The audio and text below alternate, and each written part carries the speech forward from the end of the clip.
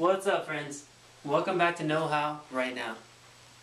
What I'm going to go over today is factoring by grouping.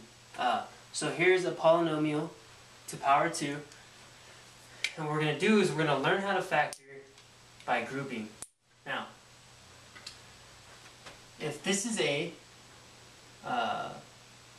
this right here, think of this, ax squared plus bx plus c. This is in the same form as this, where this 1 right here is a, and this 1 right here is b. Here's a, here's b, and here, this entire term is c. Okay?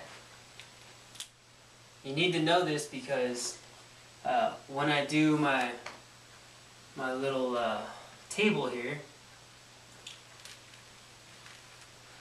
I've got a little table that I'm going to do here, and there's factoring in many ways, but this way right here will be a good way to check yourself, and I think learning it is a little fun. But here's your little table. It's a times c. So what can I multiply a times c to equal, or what two numbers can I multiply together that when I add it together will equal b?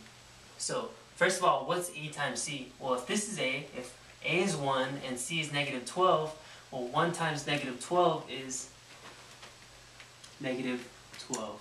And what's b? b is just 1, right? So here's my two numbers. Okay, so what two numbers can I multiply together that will give me negative 12, and when I add them together will give me 1? So what two numbers can I multiply to get negative 12? Let's see.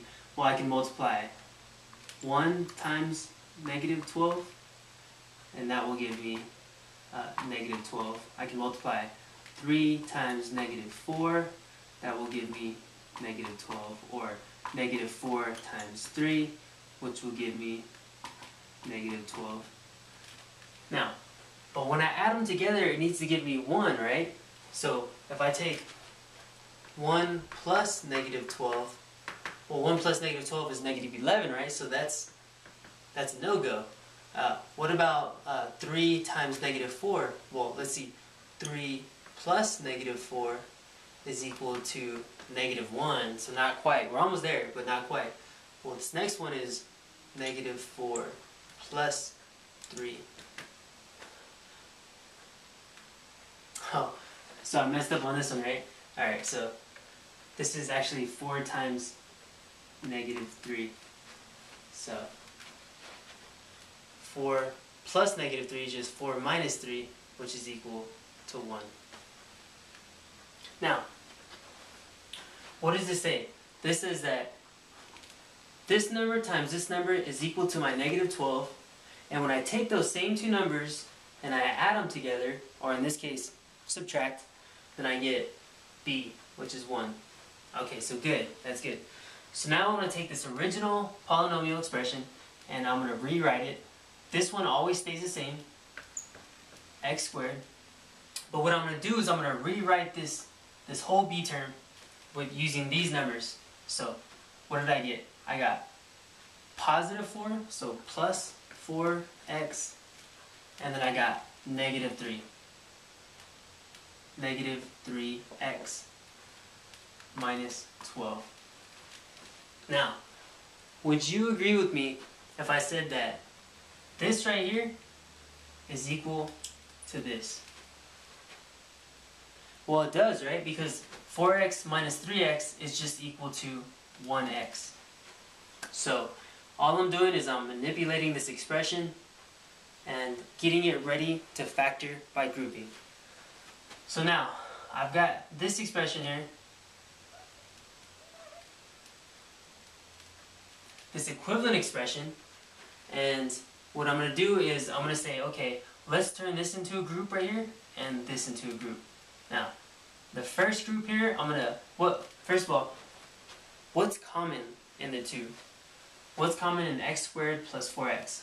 What's common is x, right? So what I'm going to do is I'm going to write an x, and I'm going to divide it out of this group right here. So x squared divided by x is equal to x, and 4x divided by x is 4. And I'm going to do the same thing here. What's common between negative 3x and negative 12? What's common is negative 3, right? So whatever I factor out, I'm going to put on the outside, and then I'm going to write a parenthesis. Now, what's negative 3x divided by negative 3? That's just x. What's negative 3 divided by negative 12? Plus 4. Now, you can keep on, well, let's just do it this way. Now, I have this term and I have this term, okay? So here's a term, and here's a term. Now, what's common in these two terms? Well, just the x plus 4, right? Great. X plus 4, if I factor out an x plus 4 from these two terms right here, then I'm just left with x. X minus 3. Or I can just rewrite that as this. Now that's an additional factor by grouping step, but where's my eraser?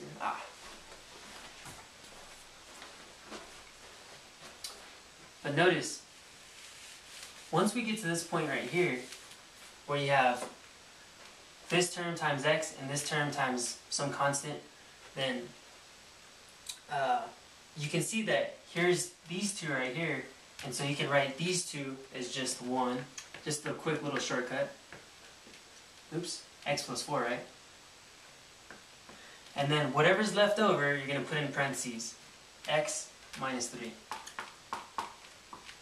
So you can take that extra factor by grouping step, but you really don't need to, because once you get to this point, you can already tell, okay, I could just write this as 1, and then whatever's left over, put them in another set of parentheses. And so, and really quick, what is factoring? Factoring is just division, right? When I get to this step, for example, all I'm doing is I'm dividing by x, right? And I'm telling you that I'm dividing by x by setting it outside of the parentheses.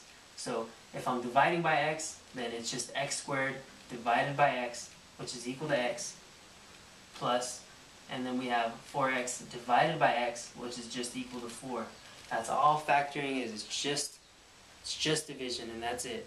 So all you got to do is get to know the notation and remember that it's just division, and you should be fine. So I hope this helps. If you have any questions or comments, please let me know. Thanks for joining me.